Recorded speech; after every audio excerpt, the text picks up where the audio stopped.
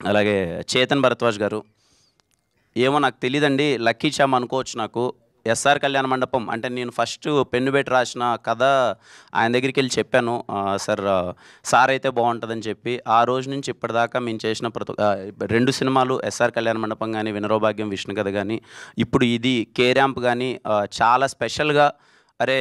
కిరణ్ బావుంది cinema vibing అని enjoy చేస్తున్నారు. నిన్న నేను ఫస్ట్ హాఫ్ ఆర్ఆర్ చూసిన తర్వాత చాలా ఎక్సైట్ అయ్యాను సార్. నా నోట్లో అంటే మామూలుగా చాలా రేర్‌గా వస్తాయి బూతులు అవన్నీ వచ్చేసాయి నిన్న నైట్ ఆర్ఆర్ చూసిన తర్వాత. అంత ఎక్సైట్ అయిపోయాను.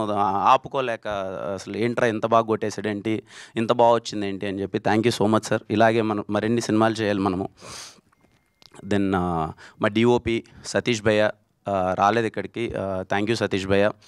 మంచి విజువల్స్ ఇంత సపోర్టింగ్‌గా మొత్తం అంతా చేసినందుకు.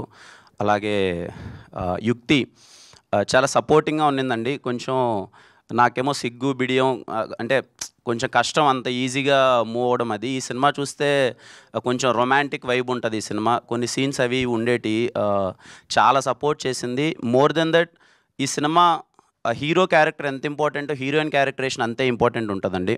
అంటే నేను చిల్లర నా కొడుకుని, ఆ అమ్మాయేమో పిచ్చిది.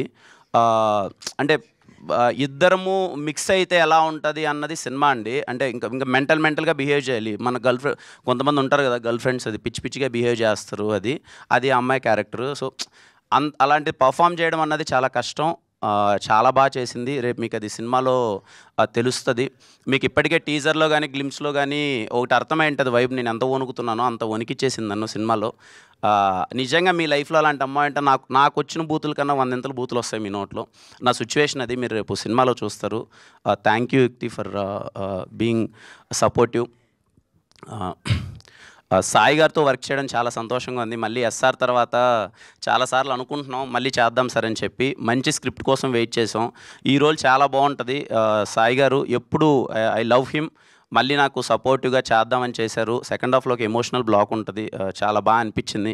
మళ్ళీ ఎస్ఆర్ తర్వాత థ్యాంక్ యూ సాయి గారు. అలాగే ఈ సినిమాలో చేసిన ప్రతి ఒక్క ఆర్టిస్ట్ మా ఫ్రెండ్ క్యారెక్టర్ అనన్య అనే అబ్బాయి చేశారు. తను గాని, సీత అని అందరూ వెన్నెల కిషోర్ అన్న గారు చాలామంది చేశారు. అజయ్ అన్న చేశారు. విమలారామన్ గారు చేశారు. కామ్నా జట్మలాని గారు చేశారు.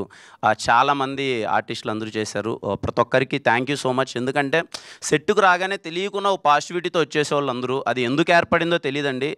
సెట్‌కి అందరం ఇలా కలవగానే ఇది మంచి సినిమారా ఇది కొట్టేస్తున్నాం, హిట్ కొట్టేస్తున్నాం అనే వైబ్‌తో అందరూ చేయడం వల్ల తెలియకుండా అందరూ ఎనర్జీస్ అన్నీ రిఫ్లెక్ట్ అయిపోయాయి. యాక్ట్ చేసిన వాళ్ళందరికీ థ్యాంక్ యూ సో మచ్.